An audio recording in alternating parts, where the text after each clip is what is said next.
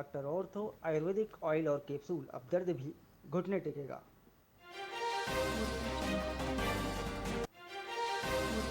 फिलिस्तीन को आजाद देश की मान्यता देगा ऑस्ट्रेलिया। न्यूजीलैंड बोला हम भी विचार कर रहे। 17 दिन में 4 देशों ने किया ऐलान।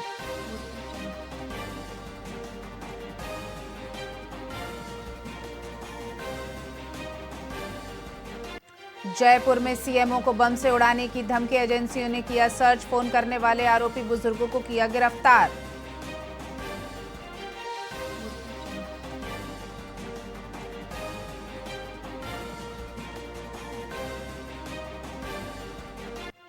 स्मार्ट सिटी में भ्रष्टाचार के विरोध में यूथ कांग्रेस का हंगामा। बैरिकेड्स पर चढ़कर जताया विरोध। कलेक्ट्रेट के बाहर दिया धरना। लिखित आश्वासन की मांग।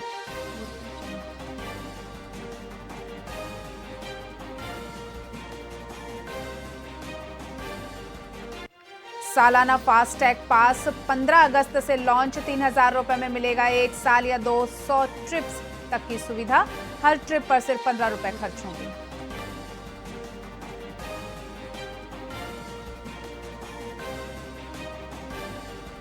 बीकानेर में गर्मी ने दिखाया फिर असर। तापमान 38 डिग्री तक रहने की संभावना। प्रदेश में बारिश के कोई आसार नहीं।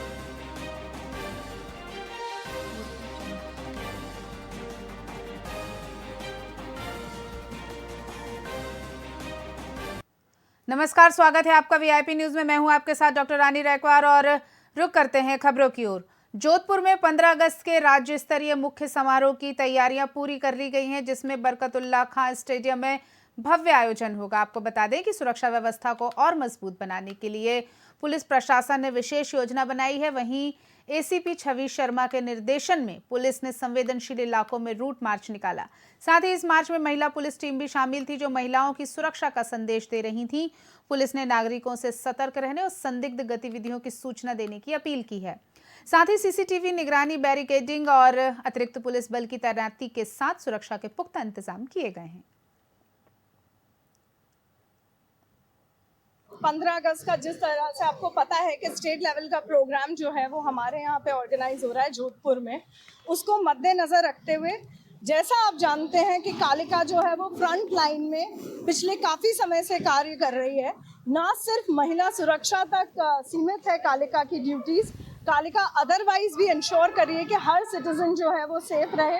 इसी को ध्यान में रखते हुए, क्योंकि काफ़ी तादाद में अब प्रैक्टिस के लिए यहाँ पर बच्चे भी आ रहे हैं और भी दूसरे पार्टिसिपेंट्स आ रहे हैं, उनको ध्यान में रखते हुए कालिका ने आज रूट मार्च निकाला है, जिसके अंदर संयुक्त कालिका की टीम वेस्ट, ईस्ट और इसके साथ साथ शास्त्री नगर थाने का जाप्ता, हम सब ने आज रूट मार्च निकाला। अब हम और जो एरियाज ऐसे हैं जो हमें लगता है इसको ध्यान में रखते हुए संवेदनशील है, जहां पुलिस प्रेजेंस की आवश्यकता है, उसको ध्यान में रखते हुए वहां हम हमारी मौजूदगी आज करवाएंगे दर्ज। आज सुबह कालिका ने मेहरानगढ़, बरकतुल्लाह स्टेडियम और उसके बाद अशोक उद्यान का रूट मार्च निकाला था। फ्रंट लाइन में कालिका क्योंकि काम कर रही है, उन्हें हर जगह की प्रॉब्लम्स और इश्यूज जो हैं छोटे छोटे वो पता है, उसको ध्यान में रखते हुए ये ऑर्गेनाइज किया जा रहा है। जोधपुर के बोरानाड़ा थाना क्षेत्र में महिला से रेप की घटना में पुलिस ने आरोपी को गिरफ्तार कर लिया। वहीं डीसीपी वेस्ट विनीत बंसल ने बताया कि पीड़िता ने 6 अगस्त को रिपोर्ट दर्ज कराई थी, जिससे उसने बताया कि वो शौच के जाने के लिए बाहर निकली, तभी एक युवक ने उसे पकड़ लिया और उसके साथ दुष्कर्म किया। वहीं पुलिस ने सीसीटीवी फुटेज खंगालकर संदिग्धों से पूछताछ के बाद आरोपी को गिरफ्तार किया। फिलहाल आरोपी को गिरफ्तार किया गया है।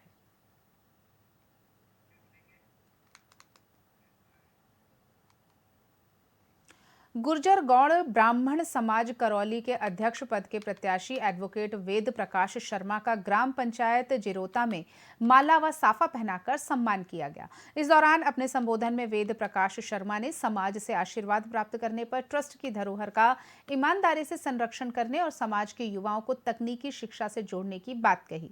आपको बता दें कि 31 अगस्त को चुनाव संपन्न होंगे, जिसके लिए नामांकन प्रक्रिया पूरी हो चुकी है। चुनाव प्रचार में समाज के कई गणमान्य नागरिक शामिल हुए।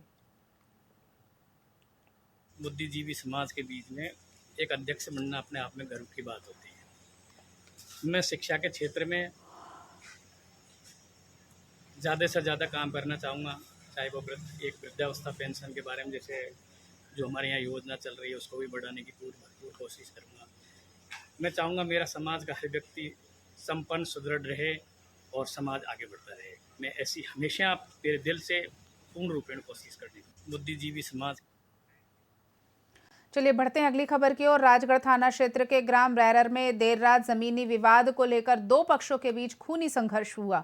इस झगड़े में दोनों पक्षों के कुल 11 लोग घायल हो गए, जिनमें 5 गंभीर घायल हुए हैं, जिन्हें इलाज के लिए अलवर रेफर किया गया। पहले पक्ष के संजय कुमार मीणा ने बताया कि विवादित जमीन पर दूसरे पक्ष ने कब्जा करने की कोशिश की थी, जिसके बाद हमले की वारदात हुई। वहीं दूसरे पक्ष के मुखराम मीणा ने भी हमला किए जाने का दावा किया। इस घटना का वीडियो भी सामने आया है, जिसमें हमलावर हथियार लेकर घर में घुसते हुए सीधे नजर आ रहे हैं।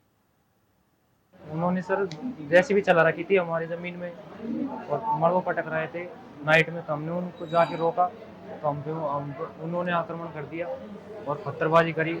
हमारे भाया पे ट्रैक्टर छिड़ा दिया। वे थे कम से कम 20-22 लोग थे। कल रात को हम खाना खा रहे थे, तभी ये लोग घर पे आए। घर पे आने के बाद इन्होंने सब ने भाभी से परेशान किया उनको, और भाई अकेले थे। नीचे आने के बाद उनके साथ मारपीट की। मैं भी था। सबके साथ मारपीट करने के बाद सारे 15-20 जने थे। श्री राम, मुनीराम, छोटलाल का छोरा और उनकी बहू थी, और गिरिराज का लड़का था एक। उन्होंने मेरे सर पे वार किया, ये सर फोड़ दिया, और मेरे पापा जी और चाचा का सबका सर फोड़ दिया उन्होंने।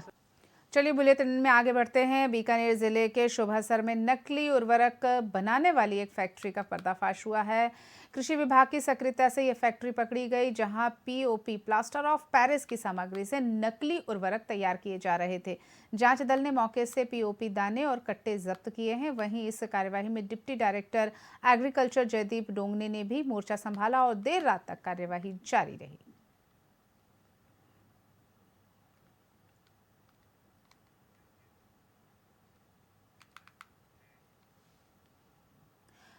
रेहना वाली माता मंदिर पर भाद्रमस मास के प्रथम दिवस पर भव्य आयोजन किया गया। रेहना वाली माता भक्त मंडल व सराफा व्यापारी सुनील वर्मा और रामेश्वर दयाल वर्मा के सहयोग से माता रानी का अद्भुत श्रृंगार, भजन कीर्तन और विशाल भंडारे का आयोजन किया गया।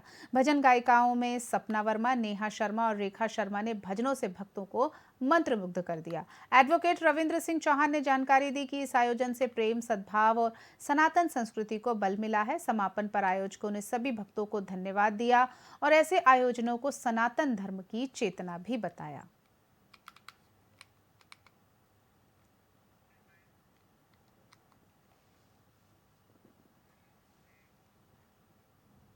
बढ़ते हैं अगली खबर की ओर। रामदेवरा में बाबा रामदेव का प्रसिद्ध भादवा मेला आज से प्रशासनिक रूप से प्रारंभ हो गया।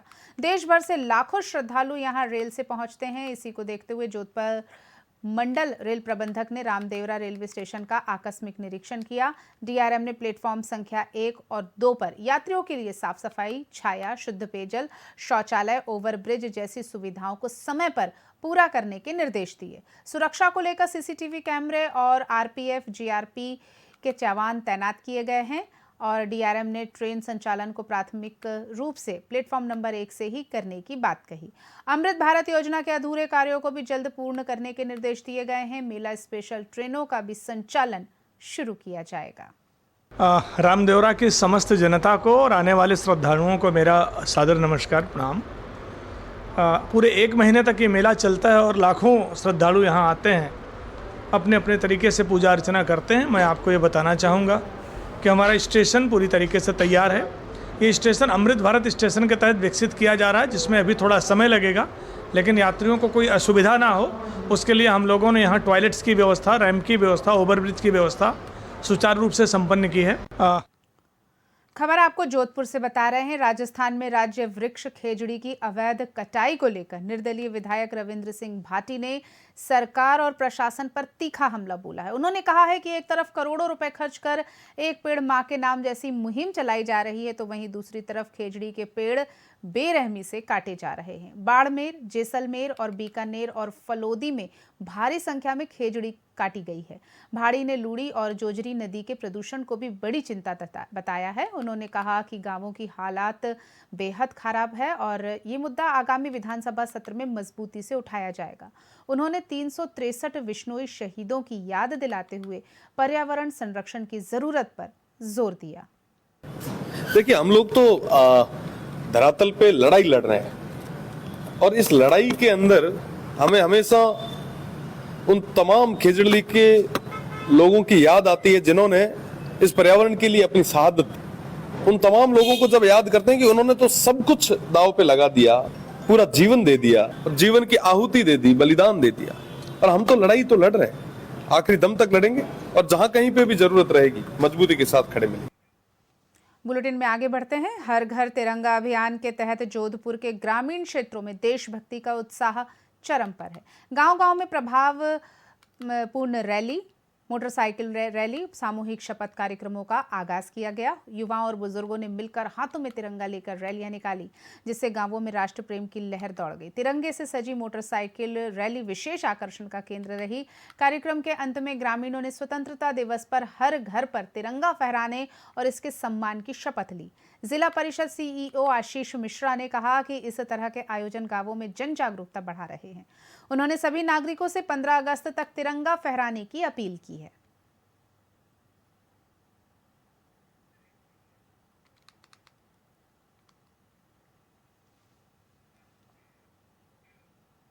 सहायक प्रशिक्षण केंद्र सीमा सुरक्षा बल जोधपुर में 11 अगस्त 2025 को तिरंगा अभियान का आयोजन किया गया। आपको बता दें कि इस अवसर पर एमएल गर्ग महानिरीक्षक सहायक प्रशिक्षण केंद्र ने नेतृत्व किया, जिसमें 1090 अधिकारी, अधीनस्थ अधिकारी और प्रशिक्षुओं ने भाग लिया। तिरंगे को झंडा दिखाकर रवाना किया गया। इस अभियान में ऊंट और घोड़े का दस्ता प्रमुख आकर्षण का केंद्र बना। आम जनता भी तिरंगे को देखकर अभिभूत हुई और देशभक्ति का जज्बा उनमें दिखाई दिया। एमएल गर्ग ने बताया कि यह अभियान सीमा सुरक्षा बल के नए प्रशिक्षणार्थियों के लिए प्रेरणा का स्रोत है, जो आगे चलकर देश की सीमाओं की रक्षा करेंगे।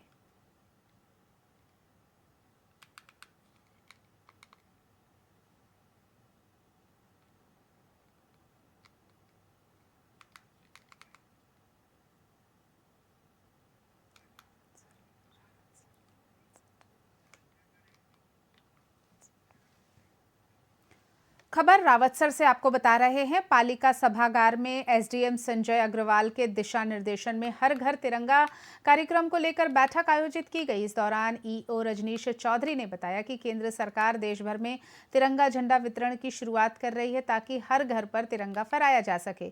उन्होंने तिरंगे को फहराने के दौरान ध्वज संहिता के पालन की अहमियत पर जोर दिया, जैसे तिरंगे को फटा और मैला ना होने दें और सूर्यास्त से पहले उसे सम्मानपूर्वक उतारकर समेटें। इस बैठक में फूड ग्रेन मर्चेंट एसोसिएशन के अध्यक्ष मुकेश न्योल, किराना संघ के अध्यक्ष धनपत कजवा, वार्ड पार्षद और भामा शाहों से तिरंगा झंडे का वितरण करने का आग्रह भी किया गया। रावतसर नगरपालिका क्षेत्र में हर घर तिरंगा अभियान की शुरुआत की जा चुकी है। अलग अलग सांस्कृतिक कार्यक्रम नगरपालिका की तरफ से करवाए जा रहे हैं। स्वच्छता को लेकर भी अलग अलग जगह पे अभियान के रूप में कार्य हो रहा है। आज की जो मीटिंग है वो भामाशाहों को, व्यापार मंडल को, नगर पालिका क्षेत्र के वार्ड मेंबर्स को इस मामले में और सेंसिटाइज करने के लिए है कि हर घर तिरंगा अभियान को हम राष्ट्रीय पर्व के रूप में बहुत ही जोश खरोश से मनाएं और ये लोग आगे बढ़कर अपनी भागीदारी इसमें निभाते हुए ध्वजों का वितरण भी करें। और ध्वज संहिता के बारे में भी जानकारी दी गई कि ध्वज का अनुपातिक ध्वज का जो आकार है वो क्या होगा, और ध्वज में जो प्रतिबंधित चीज़ें हैं, जैसे कोई ध्वज कटा फटा ना हो, गंदा नहीं हो, उस पर कुछ लिखा हुआ नहीं हो, इन सब के विषय में भी जानकारी दी गई। और सभी शहरवासियों ने इस बात का आश्वासन दिया है कि वे इस अभियान को और अच्छे से और सौहार्द से मनाएंगे और सफल बनाएंगे। रावत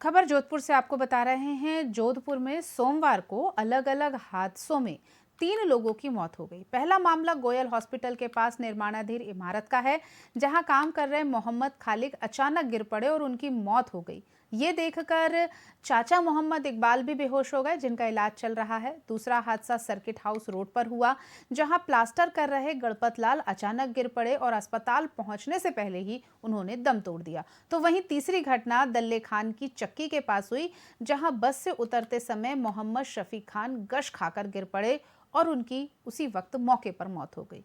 तीनों मामलों में पुलिस जांच कर रही है और तफ्तीश जारी है।